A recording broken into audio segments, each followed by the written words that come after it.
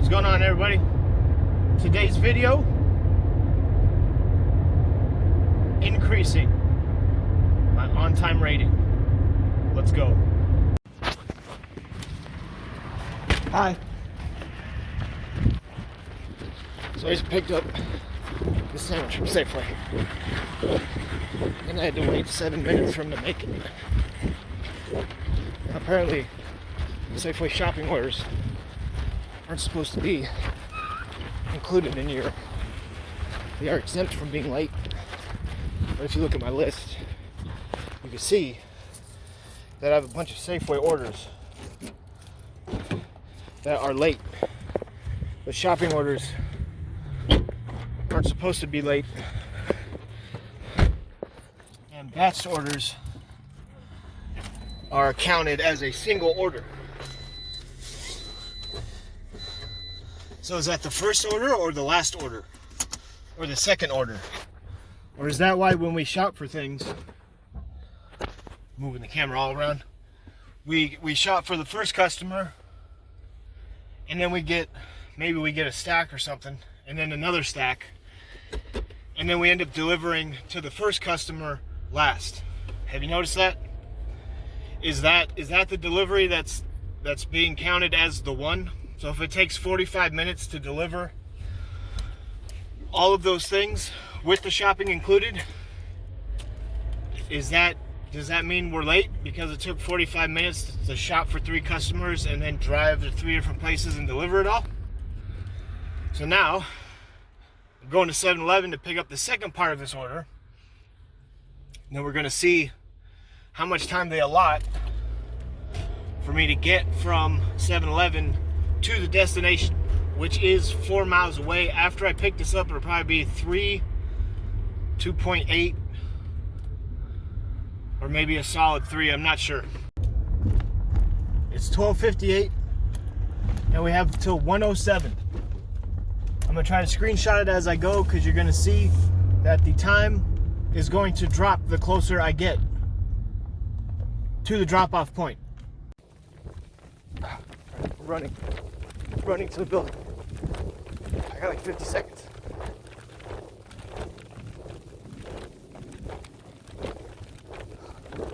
I've only been in here a couple times. I don't know where I'm supposed to go. Finally, my camera rotated. So as you can see, as I was driving over here, the time kept fluctuating. The closer I got, it would go down.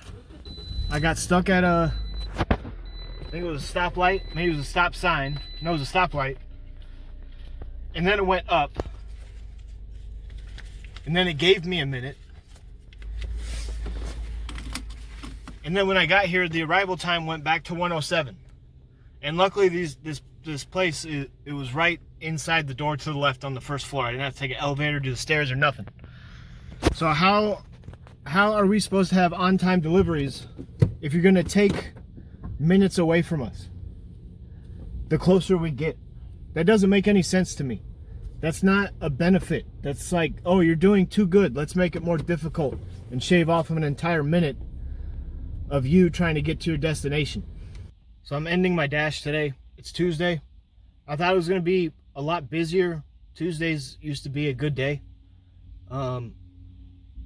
But apparently today's not. So if you look at this list right here, you'll see that I have majority of my deliveries are on time. But you know, everything with the DoorDash system is a whole point. I challenged 2 of the late deliveries I had. Those got removed, so now I'm at 93% instead of 91%. And all the ones that are late, besides Jamba Juice and I think a Starbucks, are Safeway. They're all shopping. Maybe they were retail pickups. But what if we're picking up a flash order, which means they're still shopping for it? What if the store is really busy? Does that affect our on-time rating? How do they know what the environment is like on the roads at that time? What if we drive, like me sometimes, in an area where there's a lot of elderly people? They all drive really slow. They don't know that there's 1-lane roads and 2-lane roads, and that these people are out, or sometimes people are just daydreaming, driving hella slow. How do they know that? How can they say that we were late when they don't even know what happened on the way there? If we pick it up at 12:58 and we have to deliver it by 1:07, like I did earlier, then I should have until 1:07 to deliver that order.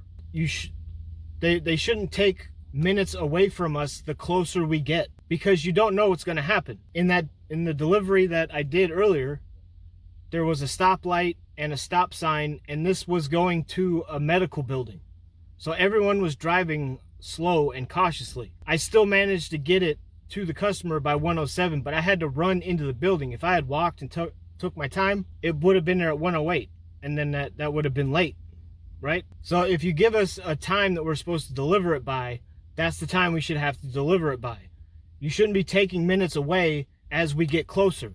That doesn't make any sense. And apparently, our on-time rating is a rolling 100 now. I never paid attention to my on-time rating before because I always delivered stuff right when I got orders. I wasn't screwing around. I wasn't messing around. There was times when I was selling stuff and I had to wait for people to show up. But I'm not out here like having a 15-minute conversation after I hit, completed shopping or complete pickup or whatever. I get in my car, I deliver it as quickly as I can. So my on-time rating was always between 97 and 100%. It was always high 90s. Ever since it changed, it plummeted. It went down to 97, and then it was down to 94, and just recently it went to 91. But I challenged those two, and it's back up to 93 now. But how are we supposed to get things on time to the destination if you're going to take minutes away the closer that we get? And I thought it was cute how you guys were giving minutes back.